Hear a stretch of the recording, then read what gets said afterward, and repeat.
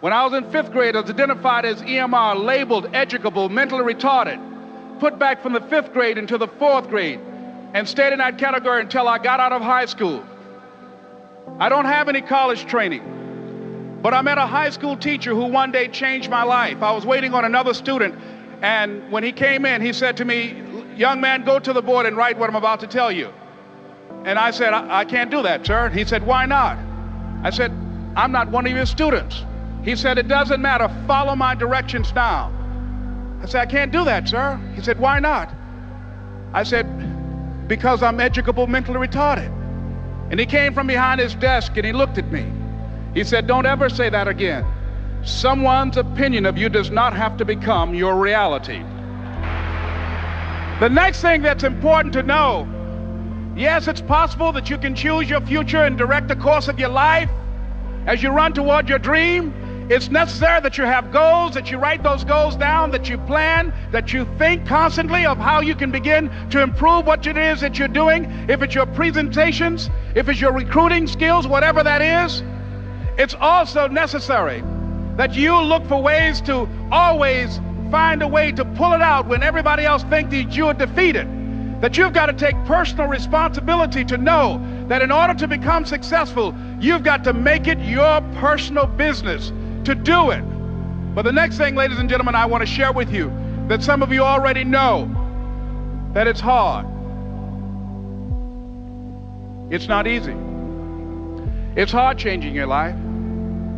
Where I was operating my business and I fell on some hard times and I was sleeping in my office. It was hard coming into the lobby and the security said, "Excuse me, Mr. Brown, can we see you for a moment?"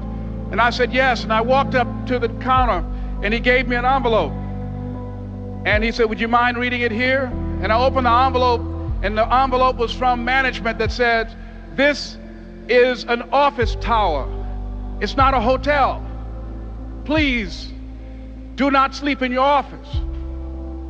And I said, "Excuse me, sir." I said, "I just work long hours in creating my business. I'm an entrepreneur. And right now things are bad for me, but they're not going to be this way always. And I just asked for the opportunity to continue to operate like I'm doing. I'm not trying to make this my home." And it was hard coming through the lobby. And sometimes they would laugh. There's a guy talking about becoming successful. And look at him. He's bathing in the bathroom upstairs on the 21st floor. He sleeps on the floor. Him and 2 other dreamers up there. Look at him.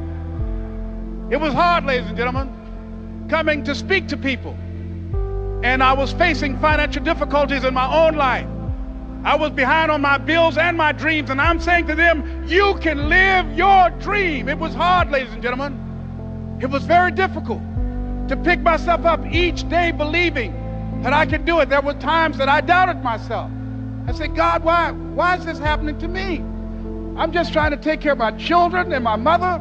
I'm not trying to steal or rob from anybody. Why did this have to happen to me?" It was very hard. And here's what I want to say to you.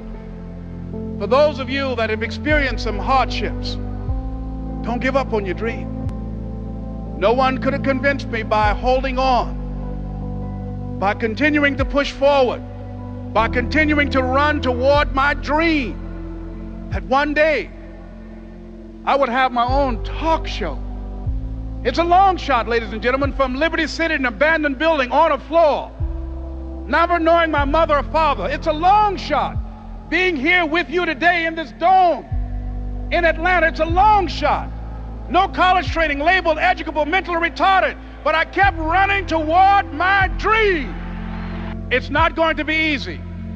It was hard laying on the floor of the Penobscot building, looking out of the window, daydreaming, saying, "Les, can you do this? Can you make this happen?"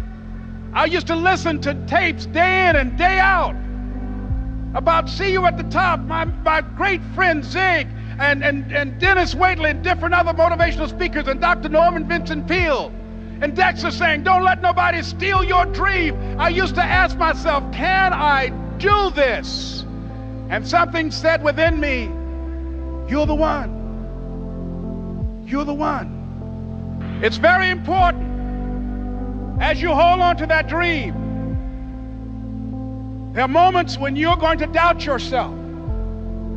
There are rough times are going to come, but they have not come to stay. They have come to pass. It's very important for you to know that.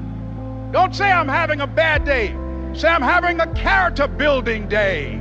My first major goal was to buy my mother a home. And let me tell you something, ladies and gentlemen. What will reasons do, Les? Nietzsche said, if you know the why for doing, you can endure almost anyhow. What do you mean by that? If you know why you're doing something, when the hard times come, and they're going to come, when the disappointments and the rejections come, and they're going to come by the truckloads, your reasons will be your rod and staff to comfort you, to pick you up. Once again, I got a saying on one of my tapes: if life knocks you down, try and land on your back, because if you can look up, you can get up. Let your reasons get you back up. Don't stop running toward your dream.